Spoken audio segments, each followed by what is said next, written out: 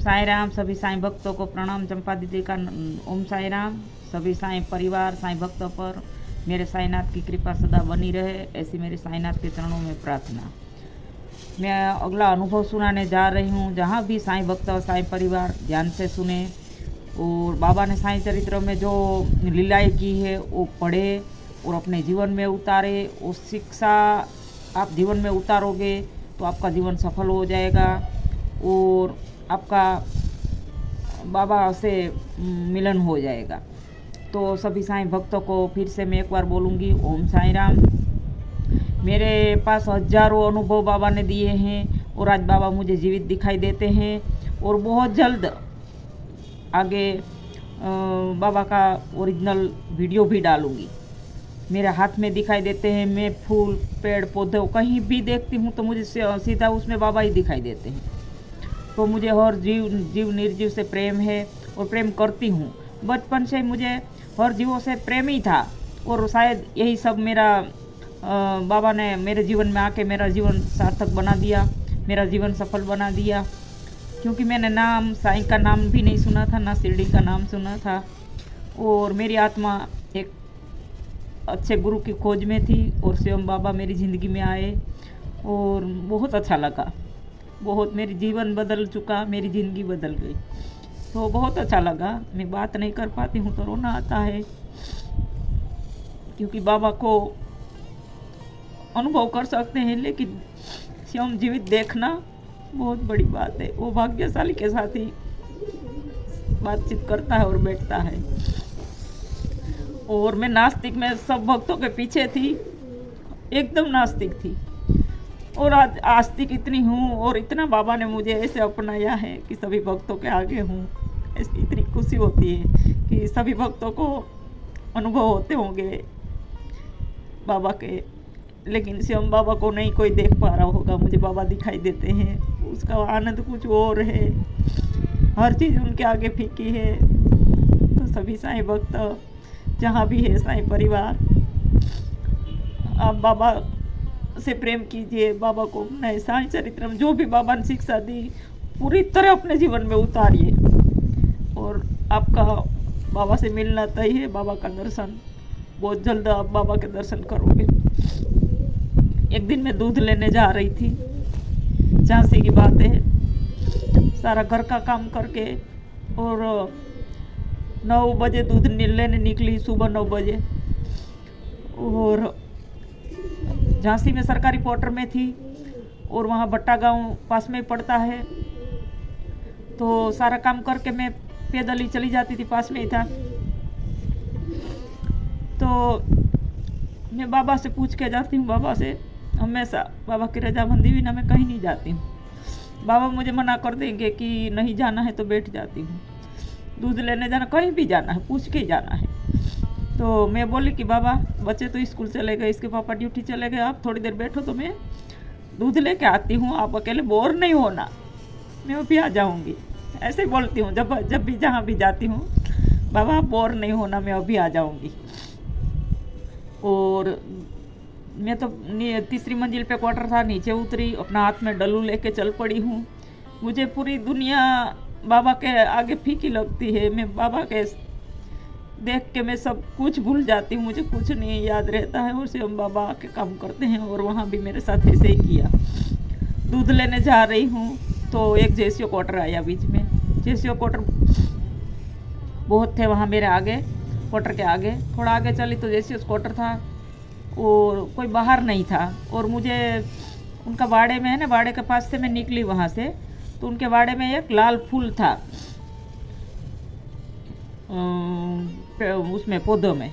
वो फूल मुझे इतना भाग गया ना कि मेरे को ऐसा लगा कि आज मुझे ये लाल फूल मेरे बाबा को चढ़ाना है। और उसको क्या हिंदी में बोलते हैं, लेकिन लाल फूल जो बड़ा रहता है,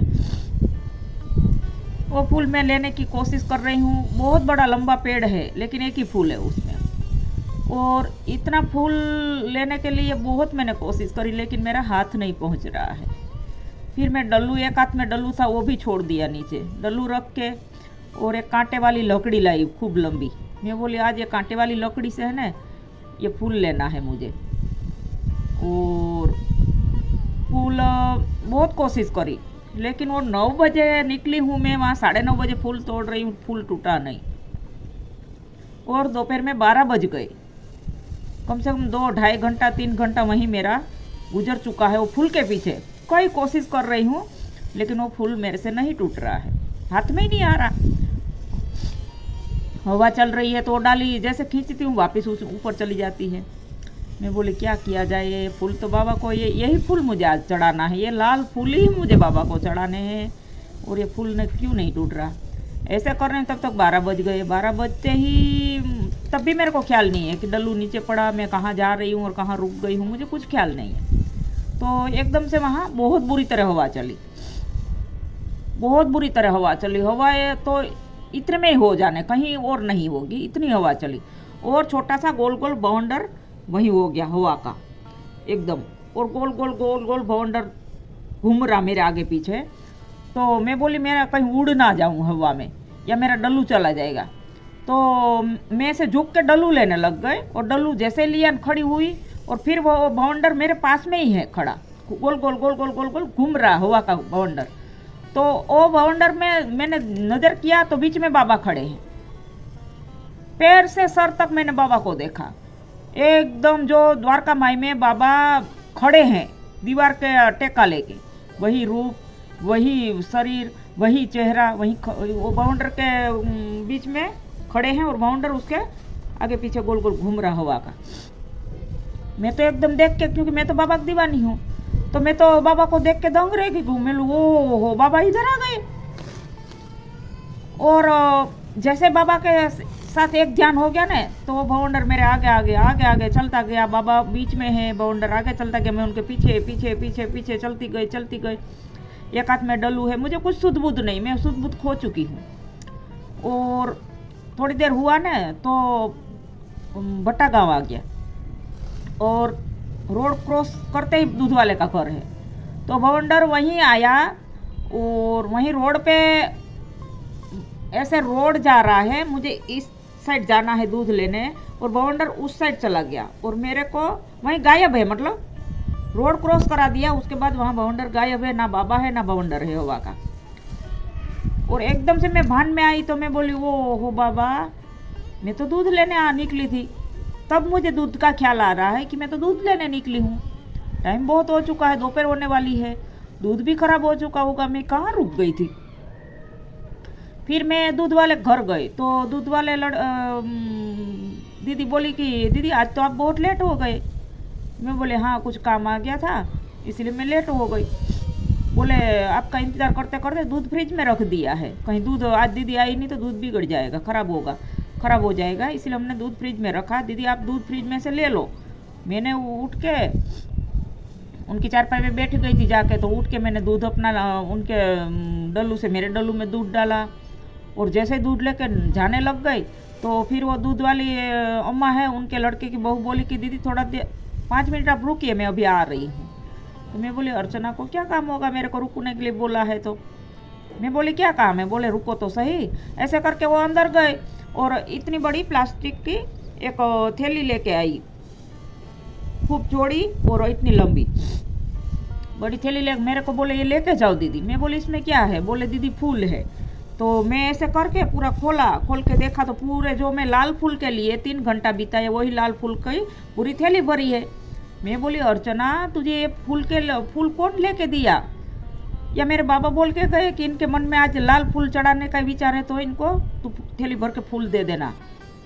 बोले नहीं दीदी, बाबा तो नहीं कह के गए, लेकिन आज अम्मा उधर गई थी जंगल में भैंसे चराने, तो भैंस तो बहुत 3 भैंस है हमारी, तीनों बहुत आगे चली गई, तो अम्मा उनके पीछे पीछे चली गए।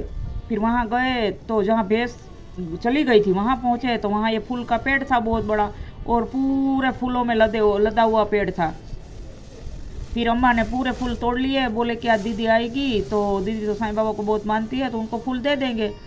तो जो मेरे को फूल चढ़ाना था वही वाला फूल, वहाँ एक फूल दोपहर तक नहीं टूटा, 3 घंटा हो गया। लेकिन आप साईनाथ का अनुभव देखिए, वही फूल मेरे दिमाग में है कि आज मेरे को बाबा को लाल फूल ही चढ़ाने हैं, तो वहाँ लाल फूल का पूरा अम्मा से थैली भर के तुड़वा के रखा है बाबा ने। यह सबसे बड़ा अनुभव है। उससे पहले जो बाबा वो बाउंडर में घूमते घूमते मेरे को भट्टा गाँव नहीं पहुंचाते तो मैं तो शायद शाम हो जाती। मेरे को कुछ पता ही नहीं है, कुछ भान में ही नहीं थे। बाबा ने आके मेरे को याद कराया कि तो इसको कुछ करके मेरे को लेके जाना पड़ेगा, नहीं तो ये दूध भी नहीं लेने जाएगी और खाना भी इनका घर जाके फिर बनेगा न।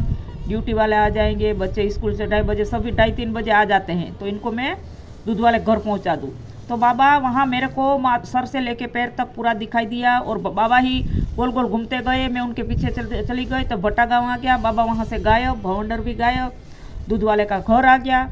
लेकिन मैंने दूध लिया तो वहाँ भी मुझे लाल फूल की थैली मिल गई और मैं वो आके बाबा को सारे फूल चढ़ाए और बाबा को जो ओरिजिनल फ़ोटो है वो तस्वीर में देख देख के फ़ोटो छाती पे लगा के इतना रोई कि बाबा जो ये लेट हो जाएगी, शाम हो जाएगी, इसको कुछ भान ही नहीं है, घर में पहुंचेगी नहीं तो खाना बनेगा नहीं।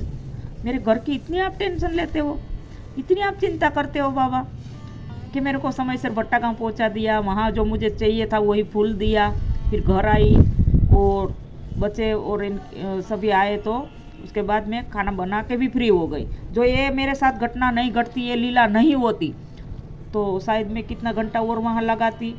और कई बार ऐसे छोटी छोटी बातों में घर में भी झगड़ा हो जाता है, टाइम पे खाना नहीं बनता है तो।